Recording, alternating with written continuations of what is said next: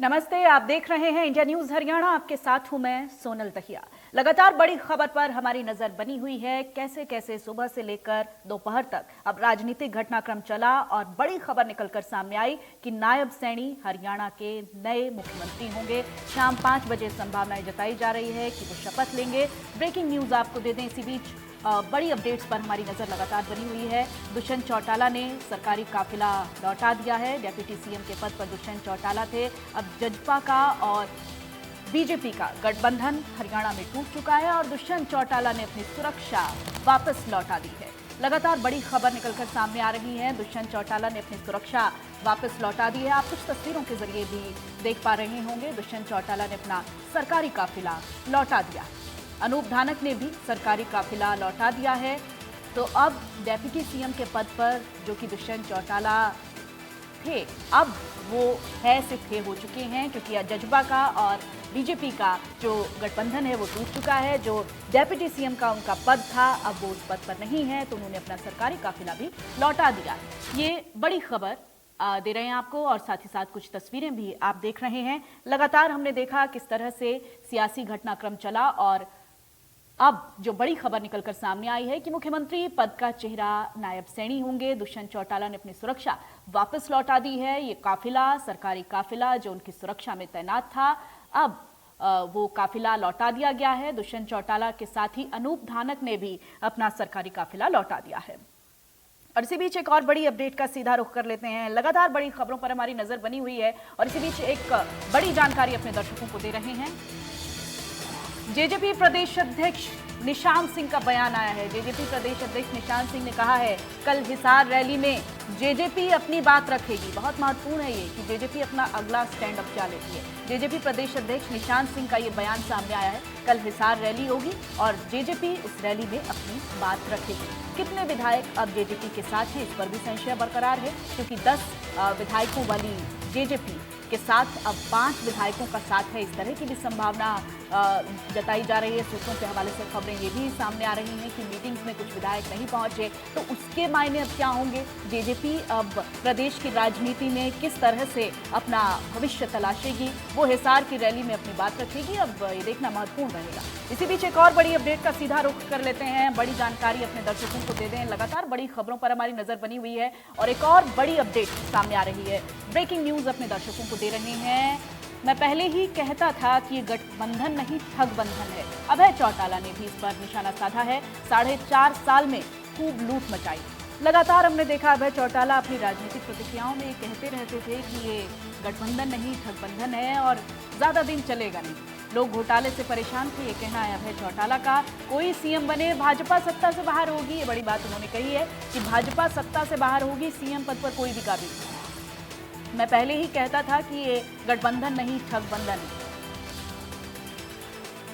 और एक और बड़ी खबर का रुख करते हैं। लगातार राजनीतिक प्रतिक्रियाएं सामने आ रही हैं और इसी बीच महत्वपूर्ण अपडेट्स लगातार अपने दर्शकों को हम दे रहे हैं। नायब सैनी हरियाणा के नए मुख्यमंत्री, ये बड़ी खबर। नायब सैनी कुरुक्षेत्र से सांसद हैं, भाजपा सांसद हैं और मनोहर लाल खट्टर के बहुत करीबी माने जाते हैं। शाम 5 बजे नायब सैनी का शपथ ग्रहण है। राजभवन में शपथ ग्रहण कार्यक्रम होगा। राजभवन पहुंचकर सरकार बनाने का दावा पेश किया है उन्होंने और 5 बजे मुख्यमंत्री पद की शपथ लेंगे। विधायक दल का नेता चुने जाने पर प्रधानमंत्री नरेंद्र मोदी का भी उन्होंने आभार व्यक्त किया। हमने देखा उनकी प्रतिक्रियाओं में अमित शाह और भाजपा अध्यक्ष जेपी नड्डा का उन्होंने आभार व्यक्त किया और ये तस्वीर भी सामने आई जब राज्यपाल बंडारू दत्तात्रेय के पास पहुंचे नायब सैनी और उन्होंने सरकार बनाने का दावा पेश किया। उनके साथ आप देख सकते हैं तस्वीरों में पूर्व मुख्यमंत्री मनोहर लाल भी उनके साथ मौजूद हैं। नायब सैनी हरियाणा के नए मुख्यमंत्री होंगे। 27 अक्टूबर 2023 को हमने देखा किस तरह से हरियाणा के भाजपा अध्यक्ष की कमान उनको सौंपी गई और अब वो हरियाणा के नए मुख्यमंत्री हैं। इससे पहले लगातार उनका एक बड़ा राजनीतिक करियर रहा है और अब एक बड़े चेहरे के तौर पर नायब सैनी प्रदेश में उभरे हैं, क्योंकि मुख्यमंत्री पद का चेहरा अब वो बन गए हैं। चेहरा ही नहीं, मुख्यमंत्री पद की शपथ अब वो 5 बजे लेने जा रहे हैं। साहिल रुखाया मेरे सहयोगी मेरे साथ लाइव जुड़ चुके हैं। साहिल, आप कहां, किस लोकेशन पर इस वक्त हैं और क्या ताजा जानकारी है आपके पास इस पूरे राजनीतिक घटनाक्रम से जुड़ी हुई? बिल्कुल सोनल, करीब 1 घंटे बाद जो है राजभवन में हमारी मौजूदगी है। यहाँ शपथ समारोह ग्रहण होगा। नायब सिंह सैनी नए मुख्यमंत्री के रूप में शपथ लेंगे। तस्वीरें आप देख सकते हैं कि तैयारियां जो है राजभवन में पूरी कर ली गई है, कुर्सियां जो है वो लगा दी गई है और जो तमाम कार्यकर्ताओं और बीजेपी के वरिष्ठ नेताओं के आने का सिलसिला जारी है। और कुछ देर पहले ही जो है वो तमाम विधायक जो है राजभवन पहुंचे थे, उन्होंने सरकार बनाने का दावा जो है वो पेश किया था। तो 1 घंटे बाद जो है मुख्यमंत्री के रूप में नायब सिंह सैनी जो है वो शपथ लेंगे। तमाम बीजेपी के जो बड़े लीडर हैं, विधायक हैं, उनके आने का सिलसिला जो है वो कहीं ना कहीं शुरू हो चुका है। तो ऐसे में जो है जननायक जनता पार्टी से गठबंधन टूटने के बाद जो है जिस तरीके से कयास जो है वो लगाए जा रहे थे, तो तस्वीरें आप देख सकते हैं कि राजभवन में तैयारियां जो है वो जोरों शोरों पर चल रही है। करीब 1 घंटे बाद जो है नायब सिंह सैनी जो है नए मुख्यमंत्री के रूप में जो है वो शपथ लेने वाले हैं। जी सोनल, अभी अभी कौन कौन लोग वहां पर पहुंच चुके हैं, किस तरह की व्यवस्थाएं आप देख रहे हैं? क्योंकि निश्चित तौर पर ये एक बड़ा अपडेट है प्रदेश की जनता के लिए भी, और अब राजभवन में जो ये शपथ ग्रहण समारोह होगा ये अपने आप में बहुत खास होगा, क्योंकि अब बीजेपी अपने बलबूते, अब गठबंधन में नहीं, अपने बलबूते सरकार बनाने का दावा पेश कर चुकी है और अब ये शपथ ग्रहण होने जा रहा है। साहिल, बिल्कुल सोनल, मैंने पहले भी आपको बताया कि फिलहाल जो है बीजेपी के वरिष्ठ नेता जो है वो पहुंचना शुरू हो चुके हैं। चाहे मोहनलाल बड़ोली की बात की जाए और भी जो है रंजीता मेहता की बात की जाए, बीजेपी के वरिष्ठ नेता कृष्ण बेदी जो है, और भी तमाम जो संगठन से जुड़े वरिष्ठ नेता है वो राजभवन जो है वो कहीं ना कहीं पहुंच चुके हैं। और कुछ देर बाद जो है वो तमाम जो विधायक है और जो नए मंत्रिमंडल में शामिल होंगे चेहरे, वो भी पहुंच सकते हैं। और 5 बजे का समय जो है वो राजभवन के अंदर ओथ का रखा गया है। तो कुछ ही देर में जो है ये कार्यक्रम जो है वो कहीं ना कहीं शुरू हो जाएगा। तस्वीरें आप देख सकते हैं कि कुर्सियां जो है वो सामने लगा दी गई है और तमाम तैयारियां जो है वो कहीं ना कहीं पूरी कर ली गई है। साहिल, वहां पर जो बीजेपी के नेता पहुंच रहे हैं उनसे आपकी कोई बातचीत हुई? किस तरह के रिएक्शंस अब सामने आ रहे हैं, ये अपने आप में बहुत महत्वपूर्ण है। बिल्कुल, हम बात करने की कोशिश करेंगे। तमाम जो लीडर्स हैं वो आगे बैठे हैं, हम बातचीत करने की कोशिश जो है वो करेंगे।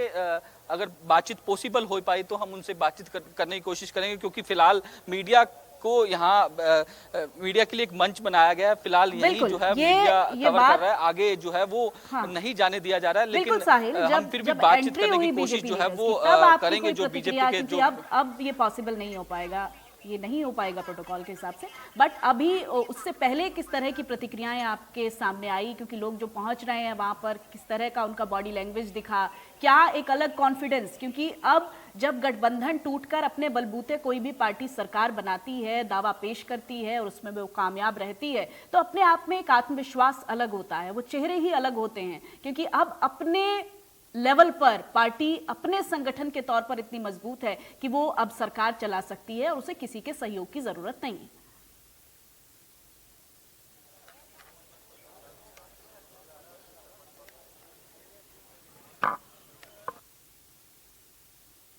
तो साहिल से लगता है हमारा संपर्क टूट गया है। नायब सैनी हरियाणा के नए मुख्यमंत्री होंगे और हमारे साथ कुछ मेहमान भी जुड़ेंगे, उनसे भी हम चर्चा करेंगे इसके बारे में कि राजनीतिक ये जो सियासी घटनाक्रम रहा है इसके क्या सियासी मायने होंगे। क्योंकि लोकसभा चुनाव से ठीक पहले करीबन हम देखें कि गठबंधन को लेकर जब भी हमने प्रतिक्रियाएं सुनी तो एक मजबूत गठबंधन के तौर पर हरियाणा में बीजेपी और जजपा का गठबंधन दिखाई दिया, एक मजबूत संगठन चला, अच्छी खासी सरकार चली। और अब लोकसभा चुनाव से ठीक पहले लोकसभा सीटों के बंटवारे को लेकर जेजेपी की सीटों की जो मांग थी उसको कहीं ना कहीं नकारा गया और उसके बाद अब ये गठबंधन टूटा है। तो आगे तमाम पार्टीज के लिए अब, क्योंकि हरियाणा में अगर हम राजनीतिक पृष्ठभूमि देखें तमाम पार्टीज की, तो उसके लिहाज से भी अब आगामी किस तरह से ये संभावनाएं पैदा होंगी अलग अलग पार्टीज के लिए, क्योंकि जजपा भी अब हिसार में एक बड़ी रैली करेगी, उसमें किस तरह का ऐलान करती है ये देखने वाली बात रहेगी।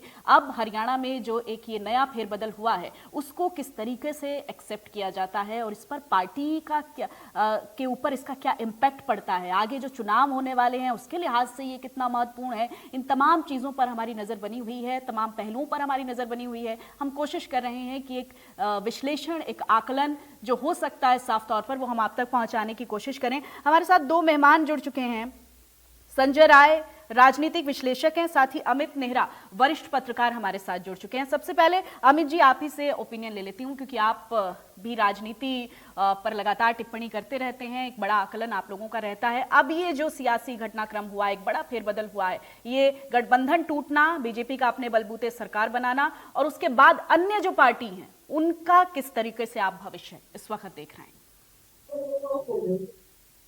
देखिए सोनल, कोई बहुत बड़ा उलटफेर तो मैं नहीं मानूंगा, क्योंकि बीजेपी खुद सत्ता में है, पहले भी सत्ता में थी, अब भी सत्ता में रहेगी।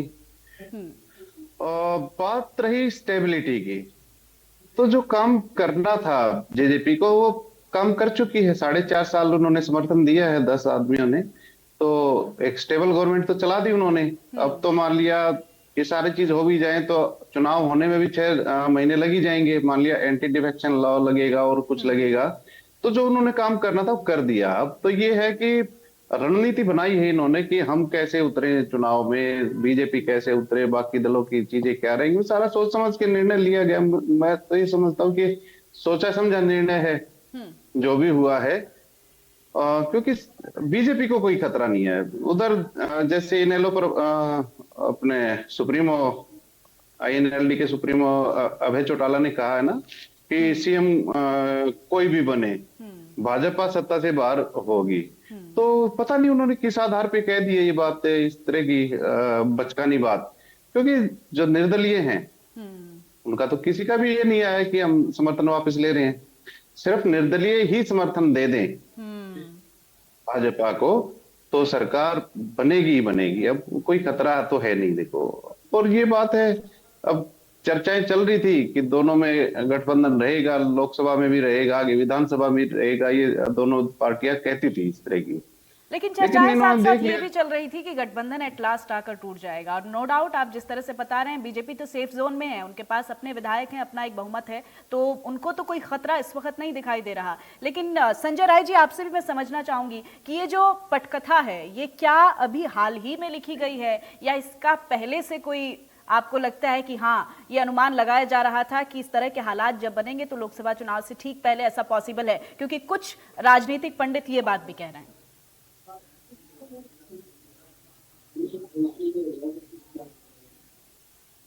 संजय जी, मेरी आवाज पहुंच रही है आप तक?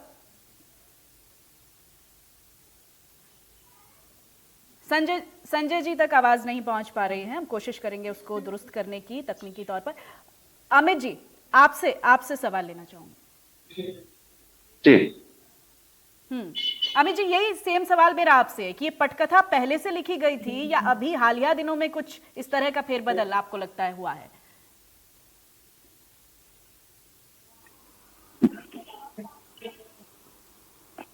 हेलो जी, अमित जी, मेरी आवाज आप तक पहुंच रही है?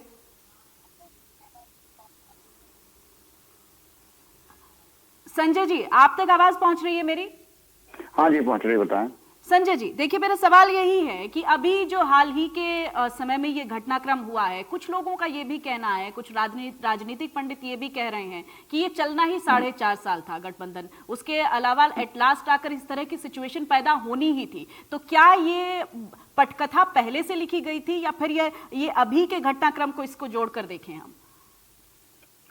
देखिए, मैं तो ये कहूंगा, राजनीति जिस तरह भारतीय जनता पार्टी जिस तरह की राजनीति करती है और मुख्यमंत्रियों को बताती है, बदलती है, जिसे कहते हैं कि जैसे दिल्ली के अंदर कभी था कि बीजेपी सरकार थी, मदन लाल खुराना मुख्यमंत्री थे, उनको बीच में हटा के सुषमा स्वराज को लाया गया, फिर उसके बाद तुरंत साहिब सिंह वर्मा को लाया गया, और इसके बाद उत्तराखंड के अंदर जिस तरह से बदलाव होते रहे चुनाव आने के बाद। आवाज गूंज रही है? जी जी, अपनी बात रखिए संजय जी, आप प्लीज। जी, आवाज थोड़ी सी गूंज रही थी, इससे बोल रहा था। और बाकी ये था कि ये बदलाव बीजेपी थोड़ा सा लाती है, क्योंकि होता क्या है कि बहुत सारी चीजें कमियां रह जाती सरकार चलाने में और कार्य करने में, तो उसको पब्लिक जब बदलाव आता है तो पब्लिक उसको भूल जाती है क्या चीज हुआ, किस तरीके से हुआ। क्योंकि मुख्यमंत्री मनोहर लाल जी के समय में जाट आंदोलन हुआ, उसके साथ भी उसका भी गलत इम्पैक्ट पड़ा।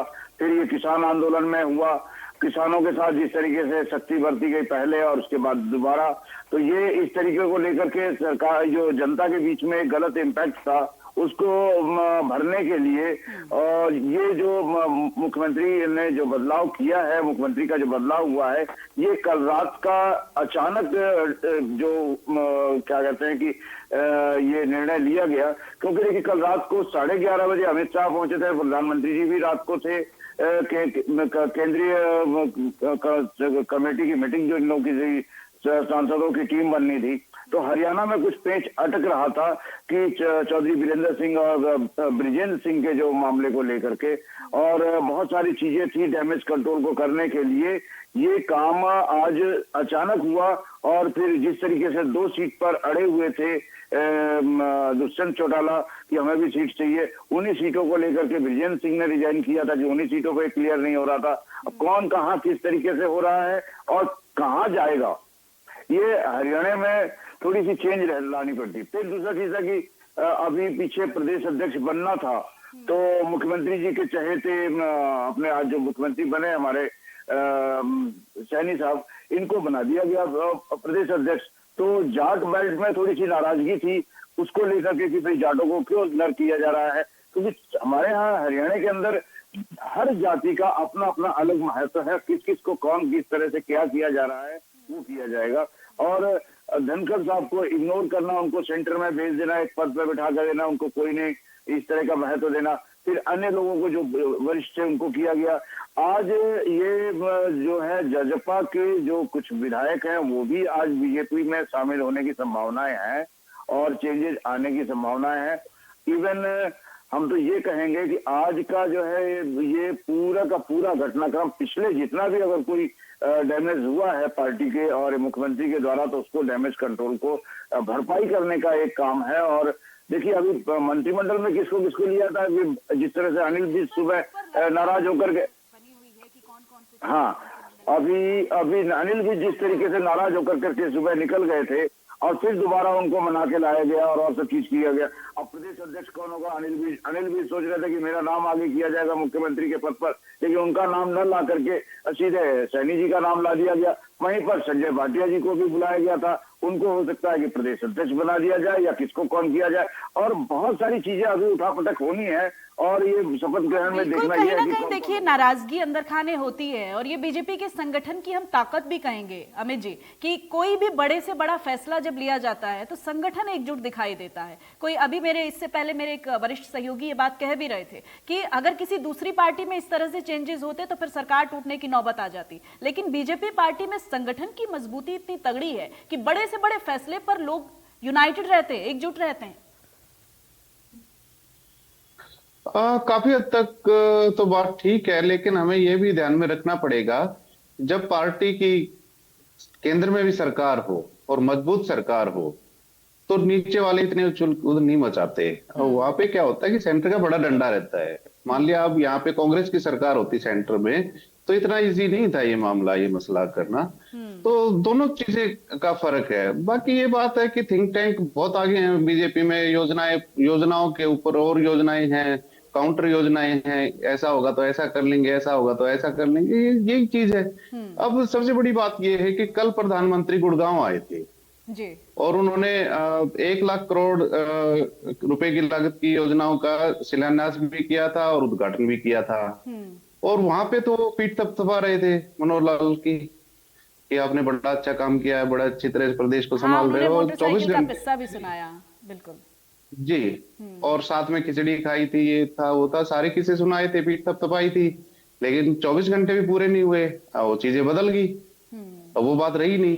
तो इसका मतलब इस तरह से चौंकाने के लिए तो BJP is known for this कि चाहे हम बात एमपी की कर लें, चाहे हम बात राजस्थान की कर लें, हर जगह पर हमने देखा है कि बीजेपी अपने फैसलों से चौंकाती तो है। लेकिन अमित जी अभी संजय जी बात कर रहे थे जाट वर्सेस नॉन जाट की, एक चीज को और मैं आपसे समझना चाहूंगी क्योंकि आप वरिष्ठ पत्रकार हैं, बेहतर समझा पाएंगे इस चीज को।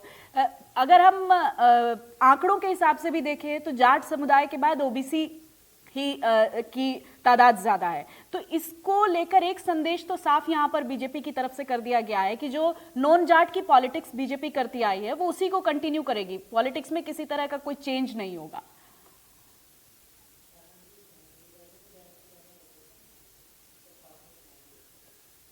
जात और इस पे मैंने टिप्पणी ज्यादा की नहीं है और ना मैं इस पे करना चाहता, लेकिन मौजू है विषय, तो मैं सिर्फ इतना कह दूं कि अब चीजें हैं बूमरिंग भी करती हैं। आप जिस चीज को हथियार बनाते हैं वो आपके खिलाफ भी हो जाता है कई बार।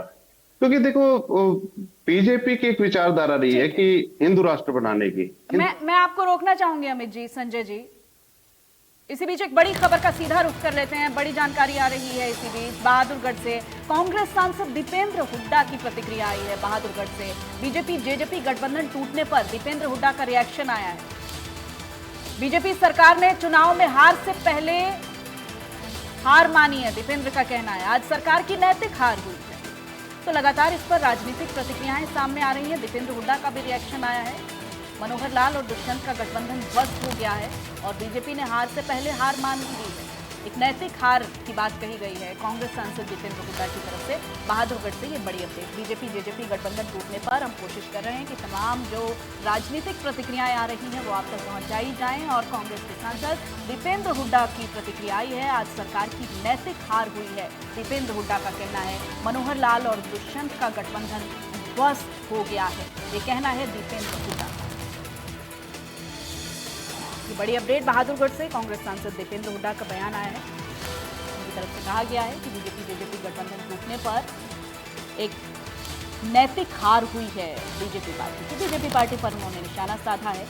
तो अब ये तो वक्त बताएगा कि ये कैसी हार है, या ये हार जीत में तब्दील होगी या जीत हार में तब्दील होगी, ये तो आगे राजनीति बताएगी। लेकिन फिलहाल ये जो राजनीतिक प्रतिक्रियाएं आ रही हैं वो हम आप तक पहुंचा रहे हैं। और इसी बीच एक और बड़ी अपडेट का सीधा रुख कर लेते हैं। बड़ी जानकारी, तो इन रिएक्शंस के साथ साथ तमाम महत्वपूर्ण अपडेट्स पर हमारी नजर टिकी हुई है। और इसी बीच एक और बड़ी अपडेट अपने दर्शकों को दे दें। बड़ी खबर है, कांग्रेस नेता कुमारी शैलजा का बड़ा बयान। दिल्ली से बड़ी खबर। नायब सैनी के सीएम बनने पर शैलजा का बयान आया है। कुमारी शैलजा कह रही हैं कि हरियाणा में उनकी सरकार ज्यादा दिन नहीं चल पाएगी। हरियाणा की जनता कांग्रेस को बड़ा विकल्प मान चुकी है।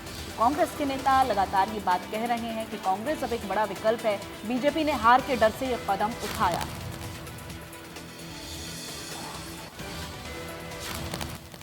कांग्रेस पार्टी की वरिष्ठ नेता और महासचिव कुमारी शैलजा हैं।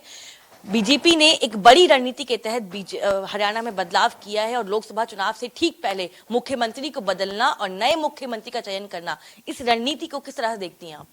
ना ये रणनीति है ना कुछ और, ये एक पैनिक रिएक्शन है, घबराहट में, क्योंकि जिस तरह की स्थिति उत्पन्न हो गई, इनका अलायंस टूटा। आप मुझे बताइए कि आप और जगह और राज्यों में तो जाकर अलायंस बना रहे हैं, यहाँ पर आपका बना अलायंस टूटा है।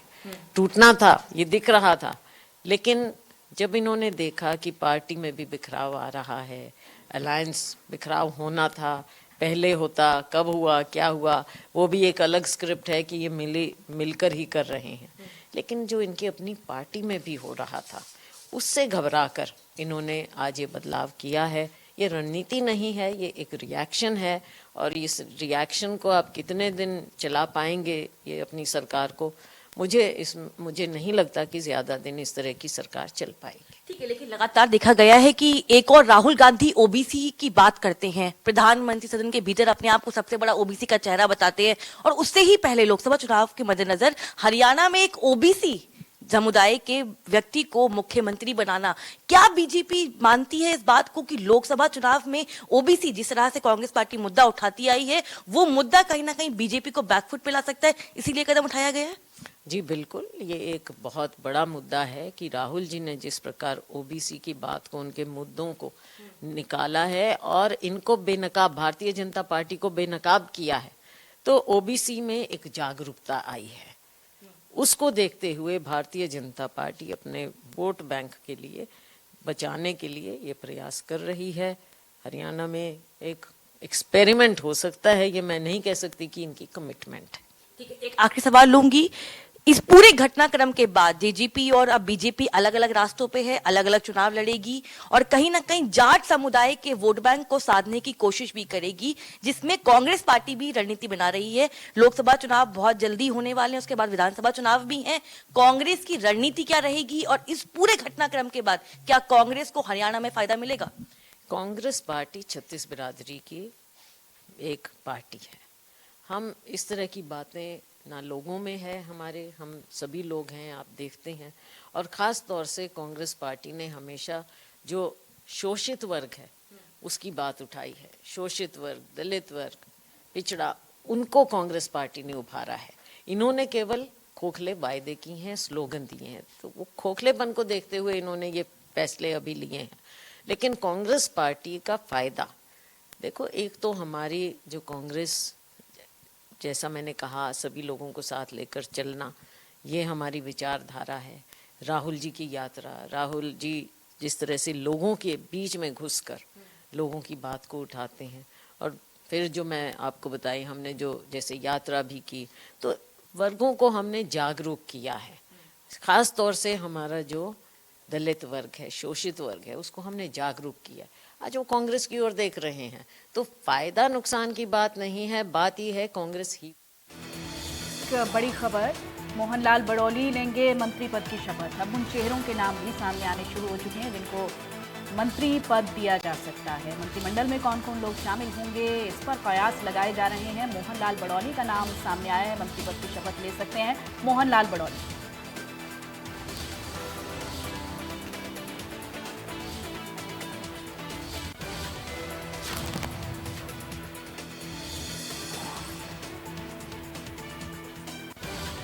और बड़ी खबर पर लगातार हमारी नजर बनी हुई है। फिलहाल वक्त एक छोटे से ब्रेक का, फौरन होंगे हाजिर।